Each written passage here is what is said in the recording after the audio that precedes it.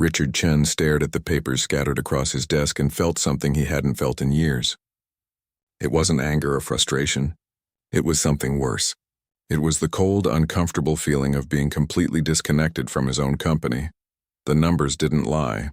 For 6 months straight, customer satisfaction had been dropping. Every single month, the scores got a little worse. People were unhappy with his airline, and he didn't really understand why. They had planes. They had routes. They had crews. What was going wrong? His office sat on the 40th floor of a gleaming downtown building. From up here, everything looked small. Cars looked like toys.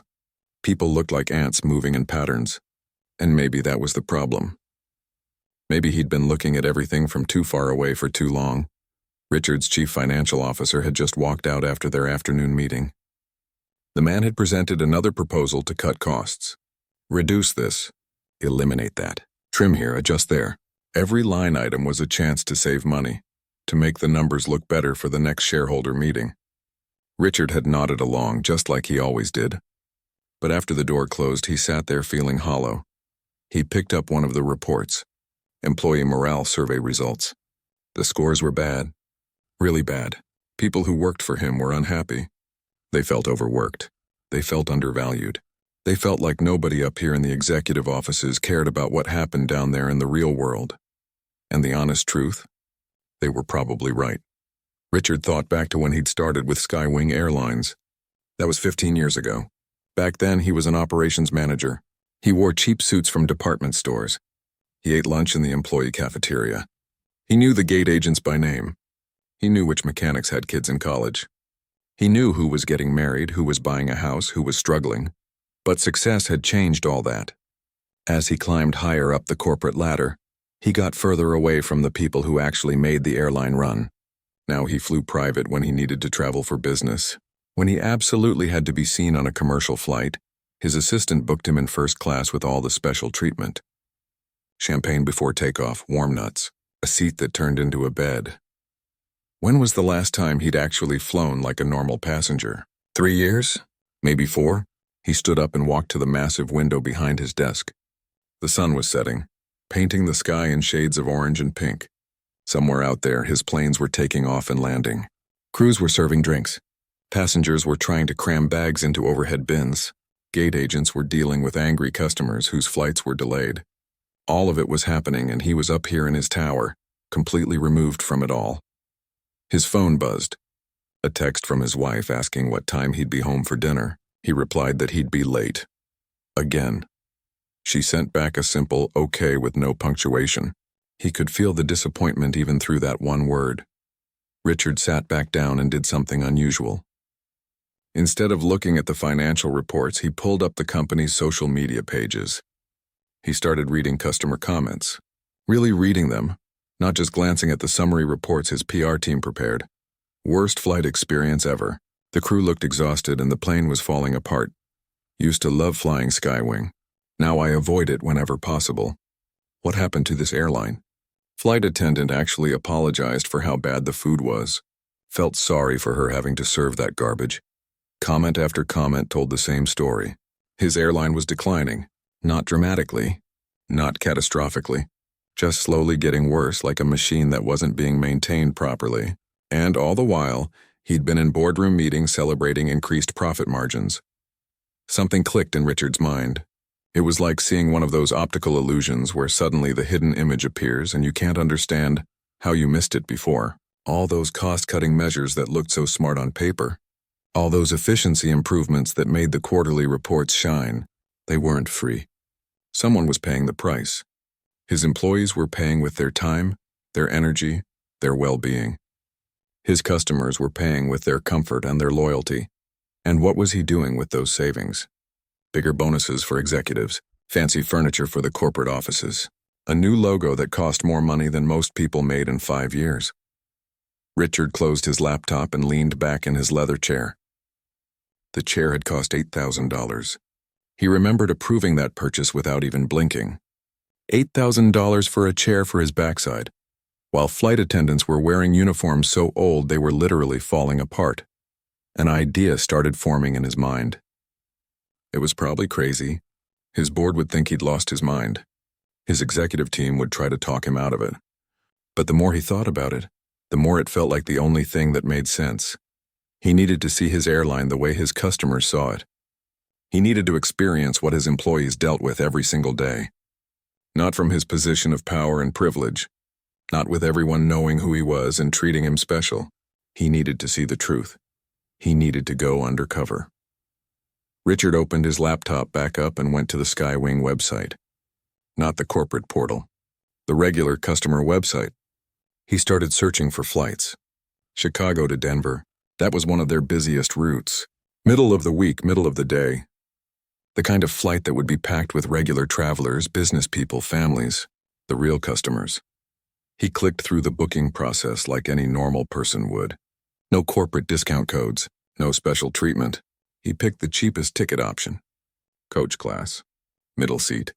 No upgrades. No lounge access. Just a regular ticket for a regular person. The name field appeared. He paused for a moment, then typed Rick Chang. Close enough to his real name that he'd remember to respond to it, but different enough that nobody would immediately make the connection. His finger hovered over the confirm button. This was really happening. The CEO of a major airline was about to book himself a middle seat in coach on his own plane. If anyone found out, it would be mortifying, but if he didn't do this, if he kept sitting in his tower making decisions based on spreadsheets instead of reality, his airline would keep declining until there was nothing left to save. He clicked confirm. 3 days. In 3 days, he would put on jeans and an old sweatshirt. He would pack a small bag. He would stand in line at the airport like everyone else. He would squeeze into a middle seat. He would eat the terrible snacks. He would experience firsthand what happened when executives made decisions that looked good on paper, but felt terrible in real life. Richard shut down his computer and grabbed his jacket. As he walked out of his office, he caught his reflection in the glass wall. He looked successful. Expensive suit, expensive watch, expensive shoes. But success hadn't made him a better leader. It had just made him more comfortable being disconnected. That was about to change. In 3 days, Richard Chen was going to disappear, and Rick Chang was going to take a flight that would change everything. He just didn't know how much yet. The morning arrived faster than Richard expected. He stood in front of his closet, staring at rows of perfectly pressed suits and designer shirts. For a moment, his hand reached for the familiar navy blazer, then he stopped himself. That wasn't who he was supposed to be today. He dug into the back of his closet and found what he was looking for. Old jeans he'd worn during a weekend camping trip years ago. A faded university sweatshirt with a small coffee stain on the sleeve. White sneakers that had seen better days. He put them on and looked at himself in the mirror. He barely recognized the man staring back at him. His wife walked past the bedroom and did a double take. "Are you feeling okay?" she asked, genuine concern in her voice. "Just need to take care of something," Richard said, grabbing a small backpack instead of his usual leather briefcase. He kissed her goodbye and headed out before she could ask more questions. The drive to O'Hare Airport felt different without his usual town car and driver. Richard parked in the economy lot, something he hadn't done in over a decade. He had to walk what felt like half a mile to the terminal, dragging his small roller bag behind him. Already he was learning something. This was exhausting, and he hadn't even gotten to the airport yet. Inside the terminal, the reality hit him like a wave. The crowds, the noise, the chaos, people rushing in every direction, families with crying babies, business travelers barking into their phones. Everyone looked stressed, tired, or both. Richard found the check-in counter for his flight and felt his stomach drop. The line stretched back at least 50 people. He checked his watch. He'd arrived 2 hours early, just like the website recommended, but looking at this line, he wasn't sure it would be enough. He took his place at the back and waited. And waited. The line barely moved. He could see the problem from where he stood. Only 2 agents were working the counter, and one of them was clearly new. She kept calling her supervisor for help with every other customer. The other agent looked like she'd been doing this for years, but she was drowning under the volume. The man in front of Richard kept sighing loudly and checking his phone. "This is ridiculous," he muttered to no one in particular. "Every single time I fly this airline, same problem. Never enough staff." Richard felt his face flush with embarrassment, even though the man had no idea who he was. He wanted to say something, to explain, to defend his airline. But he couldn't, because the man was right. After 40 minutes, Richard finally reached the counter. The experienced agent, whose name tag read Patricia, looked up at him with tired eyes. "Checking in for Chicago to Denver?" she asked, her voice mechanical from repeating the same questions hundreds of times. "Yes, please," Richard said, handing over his ID. Patricia's fingers flew across the keyboard. "Middle seat 28B, boarding starts in about an hour, gate C17. She handed him his boarding pass without making eye contact. Not because she was rude, Richard realized, but because she was exhausted. She was already looking past him to the next person in line, and the line behind him still stretched back into the terminal. Richard walked toward security, and that was another nightmare. The lines were massive. He shuffled forward inch by inch, removing his shoes, his belt, his watch. Everything went into the gray plastic bins. The whole process felt designed to make people feel like cattle being herded through a chute. By the time he reached his gate, Richard was already tired, and he hadn't even gotten on the plane yet. He found a seat near the windows and watched the ground crew working outside. They moved quickly, loading bags, refueling, doing safety checks. They looked rushed, probably because they were. He'd approved schedule changes that cut the turnaround, time between flights from 45 minutes to 30. At the time, it seemed like smart efficiency. From here, it looked like people scrambling to do too much too fast. The boarding announcement came, and everyone jumped up at once. There was always that strange rush, even though everyone had assigned seats. Richard waited until his group was called and joined the line shuffling down the jet bridge.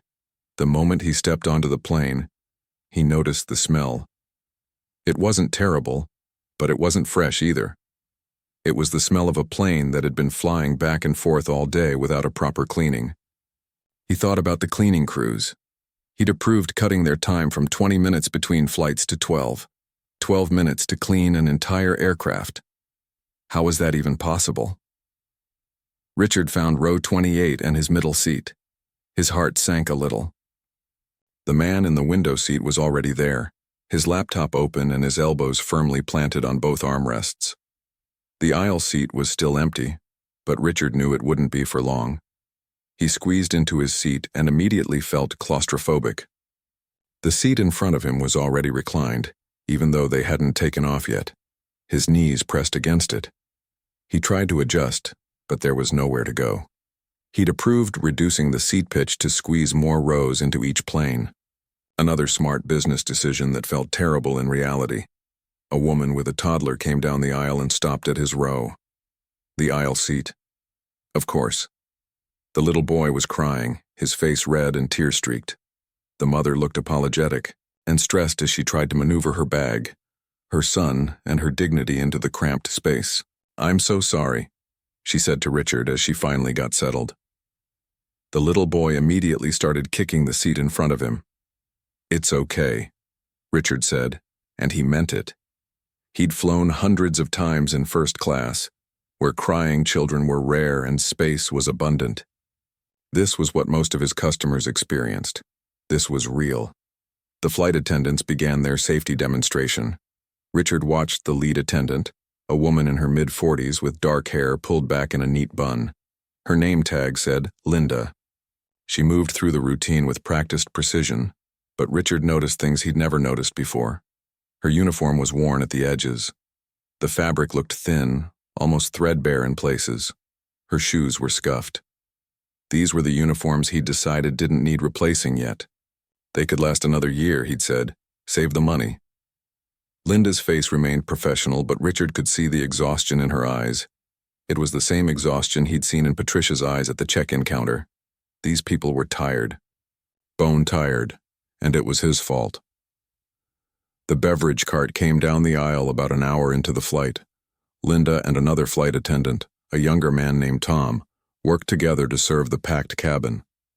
Richard watched them navigate the narrow aisle, smile at passengers, apologize when they ran out of certain drinks. "I'm sorry, we're out of ginger ale," Linda said to the woman next to Richard. "We have Sprite or Sierra Mist." "What kind of airline runs out of ginger ale?" the woman snapped. Linda's smile never wavered. but Richard saw her jaw tighten slightly. "I apologize for the inconvenience. We've had to reduce our inventory. Can I offer you something else?" Richard felt sick. He knew exactly why they'd run out. He'd approved cutting the beverage inventory by 30%. Another cost savings measure. Another line item on a spreadsheet. But here, at 30,000 feet, it meant Linda had to apologize to angry passengers for something she couldn't control. When Linda reached Richard, she smiled. "What can I get you?" "Just water, please," he said quietly. She handed him a small plastic cup with ice and poured water from a bottle. Richard looked at the cup. It was smaller than the cups they used to have. He'd approved that change too. Smaller cups meant less beverage per serving, meant lower costs. "Would you like any snacks?" Linda asked. "We have pretzels or cookies." "Pretzels are fine, thank you." She handed him a small bag. Richard opened it. 6 pretzels. He remembered when the snack bags were bigger. He remembered when they offered more variety. All of that had been cut, trimmed, reduced, optimized.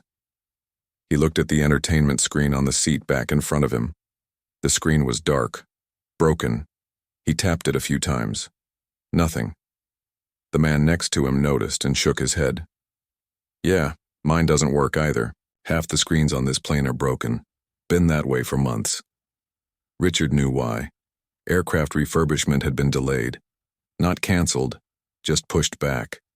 They could wait another quarter, another year. The planes were still safe to fly. The entertainment systems were just extras. Luxuries. People could use their phones. But sitting here with nothing to do, crammed into a middle seat with broken entertainment and 6 pretzels, Richard understood. These weren't luxuries. These were the things that made a miserable experience slightly less miserable, and he'd taken them away, one small cut at a time. The flight continued, and Richard just observed. He watched Linda and Tom work tirelessly up and down the aisle. He watched them smile at rude passengers. He watched them handle spills and requests and complaints with grace. He watched them do a job that he'd made harder with every cost-cutting decision he'd approved, and he felt ashamed. This was his airline. These were his decisions, and this was the result. Not numbers on a spreadsheet, not profit margins and efficiency metrics. Real people. Tired employees and frustrated customers. All crammed together in a flying tube, making the best of a situation that kept getting worse. The pilot's voice came over the intercom. "Flight attendants, prepare for landing." Richard looked out the window past the businessman's laptop. Denver was approaching. Soon this flight would be over. But the lessons he was learning, those were just beginning. Richard needed to use the bathroom. He'd been holding it for the last 30 minutes, trying to avoid the awkward shuffle past the mother and toddler next to him. But finally he couldn't wait any longer. "Excuse me," he said quietly, standing up and trying to squeeze past. The little boy had finally fallen asleep in his mother's arms, and she gave Richard a pleading look as she tried to angle her knees to let him through without waking her son. Richard made his way down the narrow aisle toward the back of the plane. There was a small line forming near the lavatories. He took his place behind 2 other passengers and waited. From where he stood, he could see into the small galley area where Linda and Tom were working. They had their backs to him, reorganizing supplies and preparing for the landing. Richard stayed quiet, partially hidden by the galley curtain, not wanting to intrude. But then he heard their conversation, and something made him stay completely still. "Did you hear about the new schedule changes?" Tom asked, his voice low but laced with frustration. Linda let out a long breath. "Yeah, I got my roster yesterday. 5 legs in 1 day next month. 5. By the time I get home, I'll have maybe 6 hours before I have to turn around and do it again." "It's insane," Tom said, shaking his head. "Remember when we used to have actual breaks? When we could get a decent night's sleep between shifts? Now they've got us running on fumes." Richard felt his chest tighten. He knew exactly what they were talking about. 3 months ago, he'd sat in a conference room while his scheduling director presented a new system. It would maximize crew efficiency, the man had said, reduce downtime, increase productivity. The numbers had looked great on the screen. Nobody had talked about what it would feel like to live those numbers. I'm exhausted all the time now, Linda continued, her voice heavy with something that sounded like defeat. Last week I almost missed a safety check because my brain was just foggy. I caught it, thank God, but it scared me. We're so tired, Tom. And they just keep pushing us harder. Tom was quiet for a moment, then said, My wife told me last night that she feels like she's raising our kids alone. I missed my daughter's birthday party because of the schedule. Missed it completely. She's 7 years old and she asked my wife why Daddy doesn't love her anymore. Richard felt like someone had punched him in the stomach. He stood frozen behind the curtain, barely breathing. That's heartbreaking, Linda said softly. I'm so sorry. And you know what the worst part is? Tom's voice cracked slightly. I love this job. I really do. I love helping people. I love making someone smile when they're having a bad day. I love being part of getting people home safely to their families.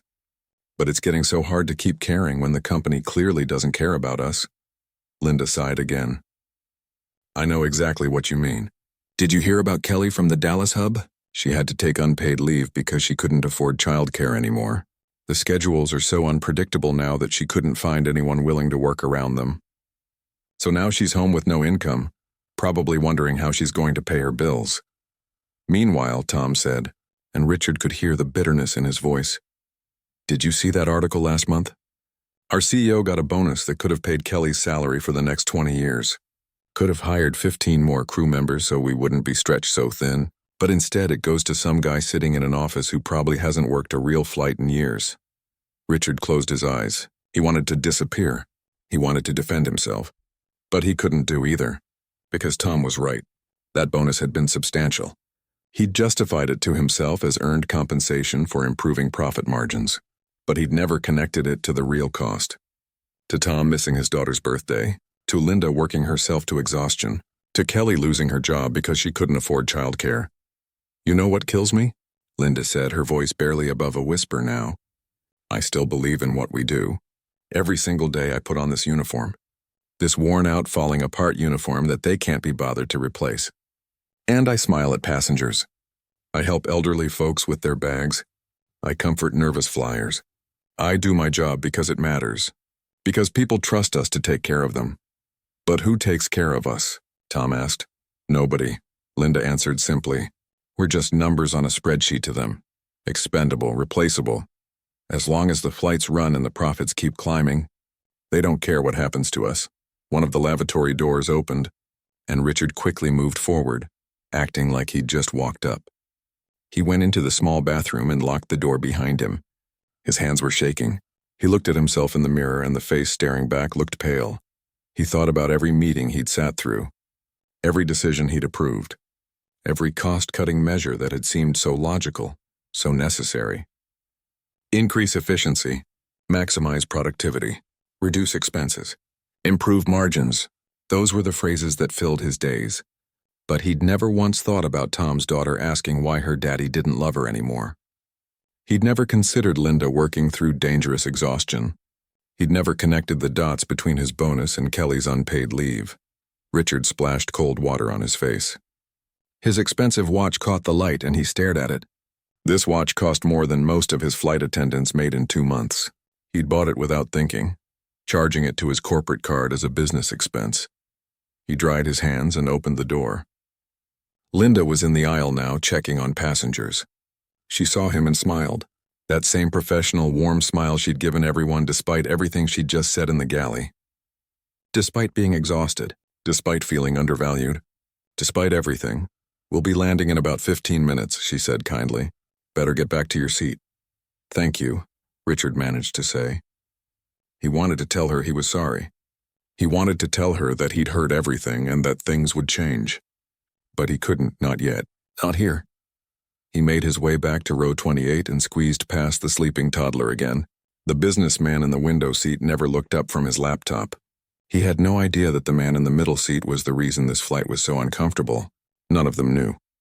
Richard pulled out his phone and opened his notes app. His fingers moved quickly, typing everything he could remember from the conversation. But more than that, he typed his own thoughts. His realizations. His shame. Tom missed his daughter's 7th birthday because of scheduling changes I approved. Linda nearly missed a safety issue because she's too exhausted from the schedules I created. Kelly from Dallas Hub on unpaid leave because childcare impossible with unpredictable schedule. My bonus, 20 years of Kelly's salary. Or 15 new crew members who could ease the burden. They still care about the job, still smile at passengers, still show up, despite everything we've done to them. He kept typing paragraph after paragraph. Not business notes, not action items. Just honest, painful reflections about what he'd heard and what it meant. The plane began its descent. Richard looked out the window at the approaching city below. Somewhere down there, families were waiting for their loved ones to come home. Kids were excited to see their parents. And here on this plane, people like Tom and Linda were making that happen, day after day, despite being pushed to their limits. The pilot's voice came through the speakers.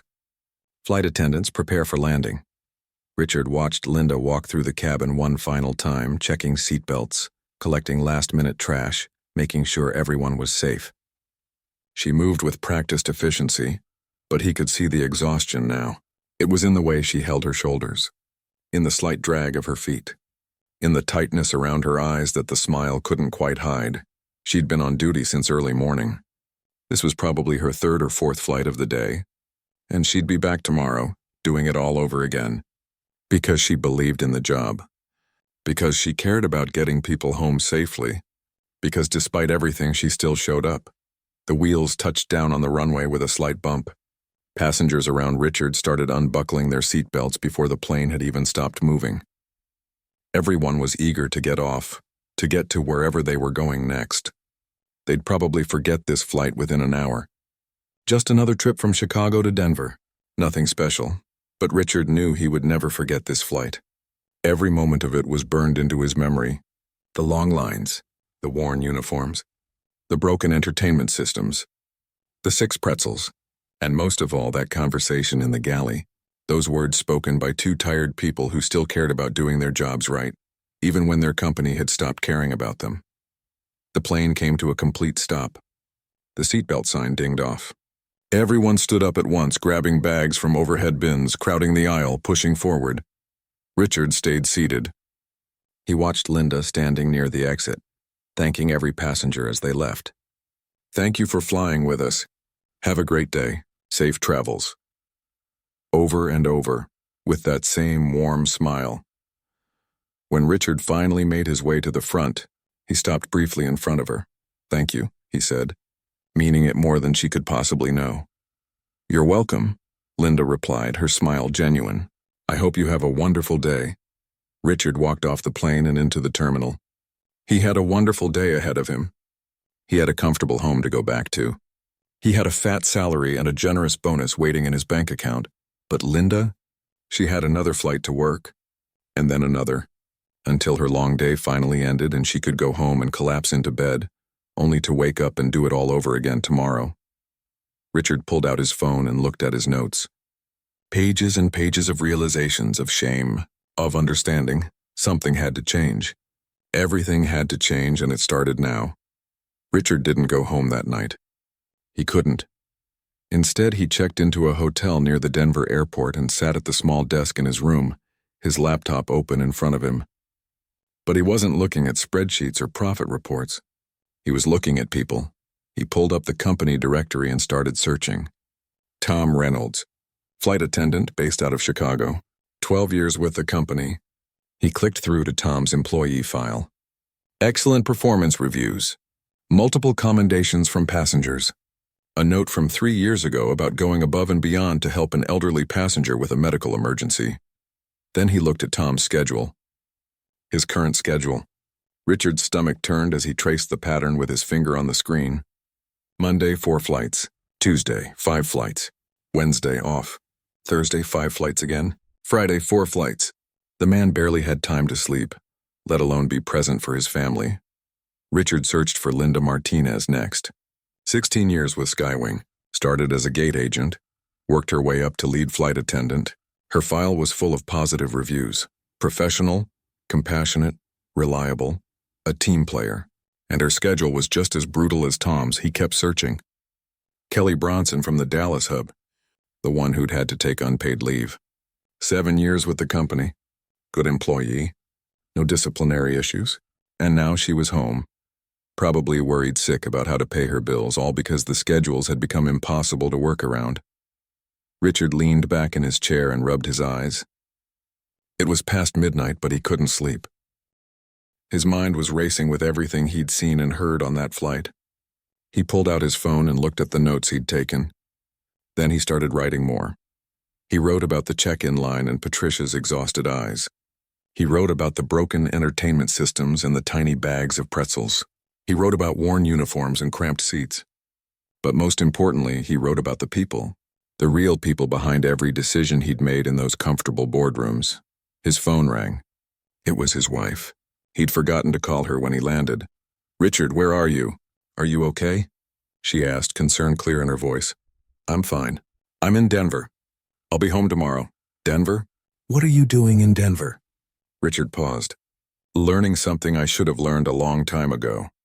There was silence on the other end. Then his wife said quietly, "Does this have something to do with why you left the house looking like you were going to a college reunion?" "Yes," Richard admitted. "I flew on one of our planes today, as a regular passenger. Middle seat, coach. You what?" "I needed to see what it was really like. And it was—" he struggled to find the words. "It was eye-opening. The things I've approved, the decisions I've made, they look so different from row 28B than they do from the 40th floor." His wife was quiet for a moment. "What are you going to do about it?" That was the question, wasn't it? What was he going to do? He could write a memo. He could call a meeting. He could make some small adjustments and call it progress. Or he could actually change things. Really change things. Even if it meant admitting he'd been wrong. Even if it meant taking less for himself so his employees could have more. "I don't know yet," Richard said honestly, "but something has to change. Everything has to change." After he hung up, Richard opened his laptop again. He started pulling financial reports.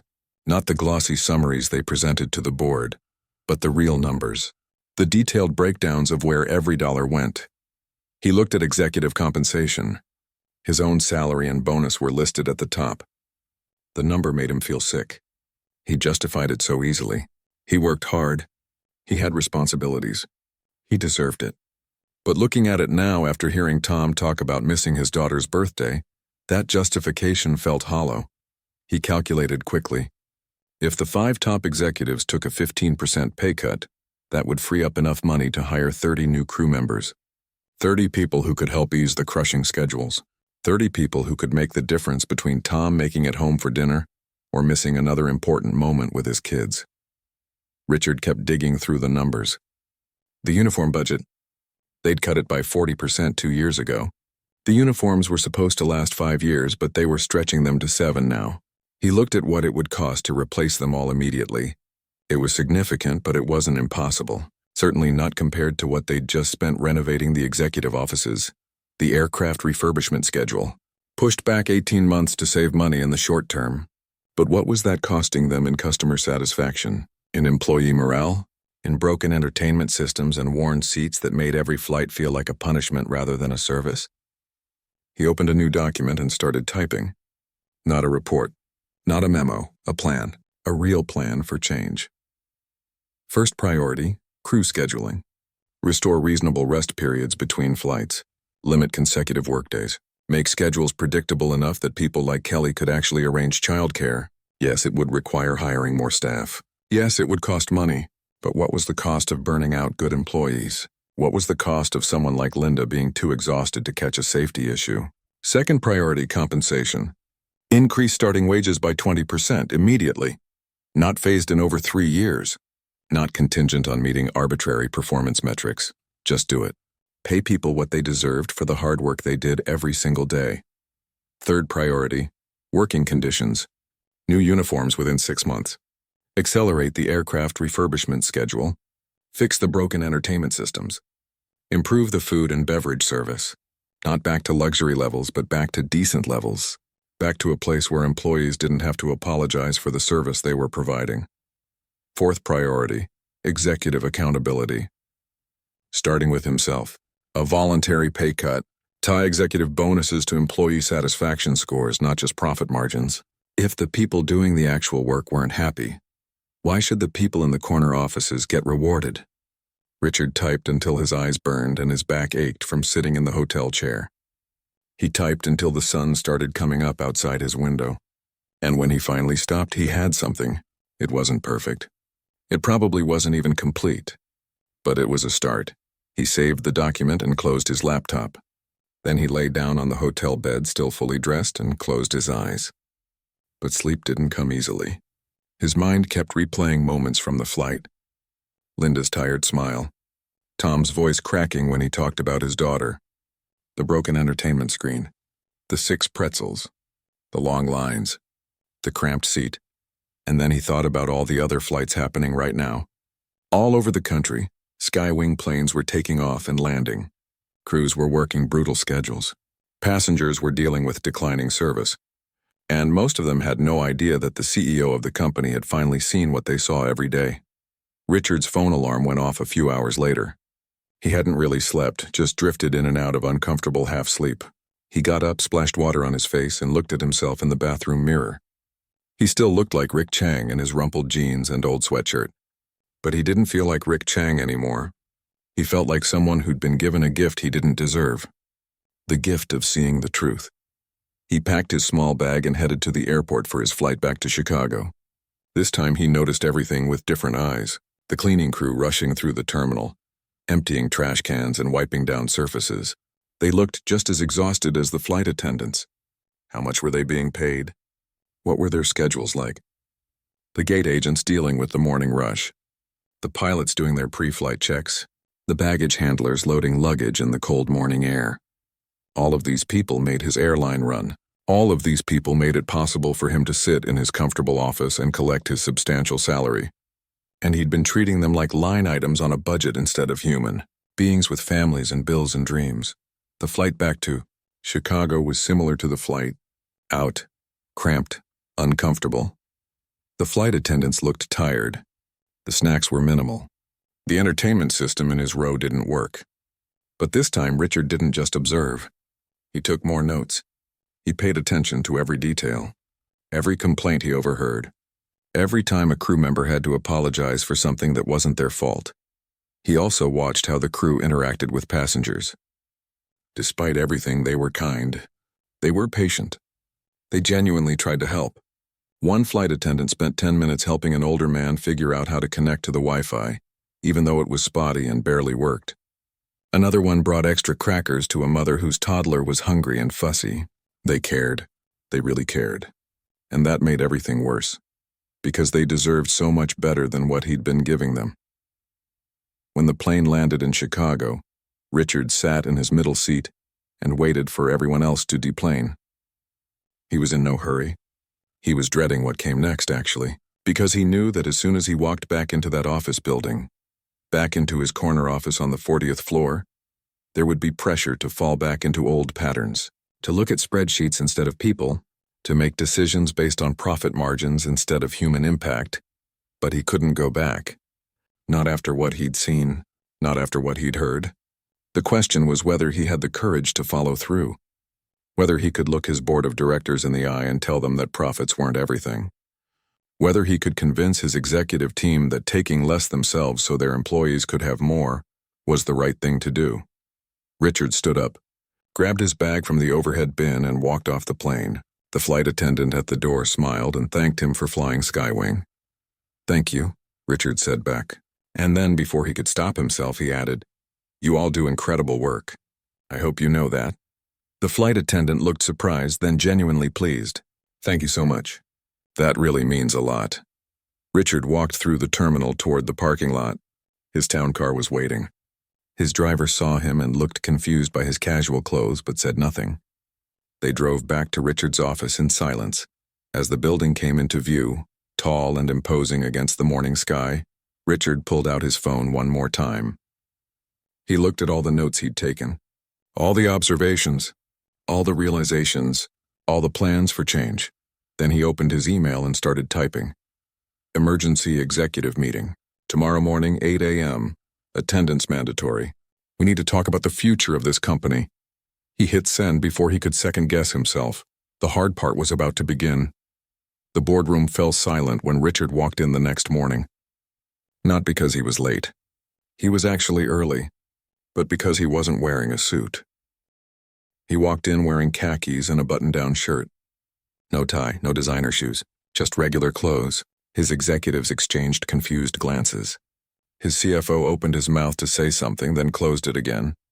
Richard set his laptop down at the head of the table and looked around at the faces staring at him. These were people he'd worked with for years. People he trusted.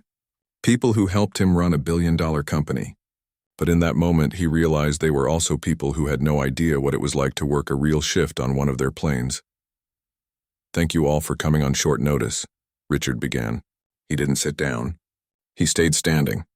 "I need to tell you about something I did this week. Something I probably should have done years ago." He clicked a button on his laptop and the large screen on the wall came to life. But instead of the usual charts and graphs, there was a photo. A boarding pass. Chicago to Denver, coach, seat 28B. "I flew on one of our planes," Richard said simply, "as a regular passenger. No first class, no special treatment. Nobody knew who I was, and what I experienced changed everything." His chief operating officer leaned forward. "Richard, what is this about?" "This is about the fact that we're failing," Richard said bluntly. "Not financially. The numbers look great, but we're failing the people who actually make this company run. And I didn't realize how badly until I spent 6 hours living what they live every single day." He clicked to the next slide. It was a photo he'd taken at the check-in counter. The long line of frustrated passengers. "This is what our customers face because we cut staffing to save money." I stood in this line for 40 minutes. The agents were drowning. One of them, Patricia, had exhausted eyes that will haunt me for a long time. Next slide. A photo of the worn seat, the broken entertainment screen. "This is what we're offering people who pay good money to fly with us. Broken equipment because we delayed maintenance. Seat so cramped that my knees hurt for 2 days afterward because we added extra rows." Next slide. A photo of the tiny pretzel bag. "This is what we feed people because we cut our food service budget by 30%. 6 pretzels. And our flight attendants have to apologize for it, even though it's not their fault. It's ours." Richard paused and looked around the table. Some executives were shifting uncomfortably. Others looked defensive. His CFO was already shaking his head. "With all due respect," the CFO began, "these decisions have improved our profit margin significantly. Our shareholders are happy. Wall Street is happy. We're performing better than our competitors. Are we?" Richard challenged. "Because our customer satisfaction is at an all-time low. Our employee morale is in the basement. We're losing good people because we work them until they break. That's not success. That's just dressed-up failure." He clicked to another slide. This one showed Tom's work schedule. "This is the schedule of one of our flight attendants, Tom Reynolds. 12 years with the company. Excellent reviews. Works 5 legs in a single day. He missed his daughter's 7th birthday because of a schedule we created. His daughter asked her mother why Daddy doesn't love her anymore." The room was completely silent now. Richard's voice was steady, but there was emotion underneath it. "I heard Tom talking to another flight attendant named Linda. Linda Martinez, 16 years with us. Do you know what she said? She said she almost missed a safety check last week because she was too exhausted. Too exhausted from the schedules we designed to maximize our efficiency." Richard clicked again. Another schedule. "This is Kelly Bronson from our Dallas hub. 7 years. Good employee. She's on unpaid leave right now because she couldn't find childcare that would work with our unpredictable schedules. So now she's home, probably terrified about how she's going to pay her rent." His chief operating officer spoke up. "Richard, I understand this is emotional, but we can't run an airline based on emotions. We have to make practical decisions." "You're right," Richard said, nodding. "So let's talk practically. What does it cost us when we burn out good employees and have to train new ones? What does it cost when experienced crew members quit because they can't take it anymore? What does it cost when our customer satisfaction drops so low that people actively avoid flying with us?" He pulled up a new slide. "Financial projections. I spent last night running numbers. If our top 5 executives take a voluntary 15% pay cut, we can hire 30 new crew members immediately. 30 people who can help ease these crushing schedules. The cost to us personally, we'll still be making more money than most people see in a lifetime. The benefit? Our employees might actually be able to have lives outside of work." The CFO stood up. "You want us to take pay cuts?" Richard, that's not going to go over well with the board. I don't care, Richard said flatly, because here's what else I calculated. My bonus last year could have paid Kelly's salary for 20 years, or hired 15 crew members, or replaced every worn-out uniform in the company. I took that money and bought a watch that costs more than most of our employees make in 2 months. He held up his wrist, showing the expensive watch. Then he took it off and set it on the table. I'm not wearing this anymore, and I'm not taking another bonus until our employee satisfaction scores are above 80%. Not because it looks good, because it's right. Richard clicked through several more slides outlining his entire plan. Restore reasonable crew schedules. Increase starting wages by 20%. Replace uniforms within 6 months. Accelerate aircraft refurbishment. Improve food and beverage service. Tie executive compensation to employee satisfaction, not just profits. This will cost money in the short term, Richard acknowledged. Our profit margins will take a hit. Wall Street might not be happy. But you know what? I stood in that galley and listened to Linda and Tom talk about how much they still love their jobs despite everything we've put them through. They still care. They still show up every day and smile at passengers and work their hearts out. They deserve better than what we've been giving them. His head of operations, a woman named Jennifer, spoke up quietly. How do we know this will work? How do we know we won't just be throwing money at a problem? We don't, Richard admitted. But I know what definitely doesn't work. What we're doing now doesn't work. We're losing the heart of this company while celebrating profit margins, and eventually there won't be anything left to celebrate. He looked around the table at each person. I'm asking you to trust me on this. Take the pay cuts. Support these changes. Help me rebuild this company into something we can actually be proud of. Not just something that looks good on paper, but something that actually treats people with dignity and respect. The room was quiet for a long moment. Then Jennifer spoke again. I'm in. My kids will survive with 15% less, and honestly, I've been uncomfortable with some of our decisions for a while now. One by one, the other executives nodded their agreement, some reluctantly, some with relief as if they'd been waiting for someone to say what they'd been thinking. The CFO was the last holdout. He sat there, arms crossed, looking at the numbers on the screen. Finally, he sighed. You're probably going to get us all fired by the board. Maybe, Richard said. But at least we'll get fired for doing the right thing instead of keeping our jobs by doing the wrong thing. The CFO cracked a small smile. All right, I'm in. But I want to be there when you explain this to the shareholders. Deal, Richard said. Over the next 6 months, Skywing Airlines transformed. It wasn't easy. There were pushback and complaints and skeptical board members. But Richard held firm. He shared his story about the flight in seat 28B. He showed them the numbers. He introduced them to employees like Linda and Tom and Kelly. The crew schedules were completely redesigned. Linda went from 5 legs a day to 3, with actual rest time in between. Tom made it home for dinner 4 nights a week. Kelly came back to work, able to afford reliable childcare with predictable schedules and better pay. New uniforms were ordered, designed with input from the people who actually wore them. The aircraft refurbishment schedule was accelerated. Entertainment systems were fixed. Food service improved, not back to luxury, but back to respectable. Richard established something he called Ground Truth Mondays. Once a month, every executive had to work alongside frontline employees. Serve drinks at 30,000 feet, handle bags in the freezing cold, work a gate during a delay, experience what their decisions actually felt like in practice. He also kept his promise to himself. Once every quarter, Richard flew undercover on his own airline, sometimes in coach, sometimes in different cities. Always watching, always listening, always learning. A year later, the results were undeniable. Employee satisfaction scores had reached 85%. Customer satisfaction was climbing steadily. Yes, profit margins had dipped initially, but then they started climbing again, stronger than before. Because happy employees created happy customers, and happy customers became loyal customers. Linda was promoted to head a new employee wellness division, specifically focused on crew welfare. Tom got to coach his daughter's soccer team. Kelly not only came back to work, but was training new hires, teaching them that this company actually cared about its people.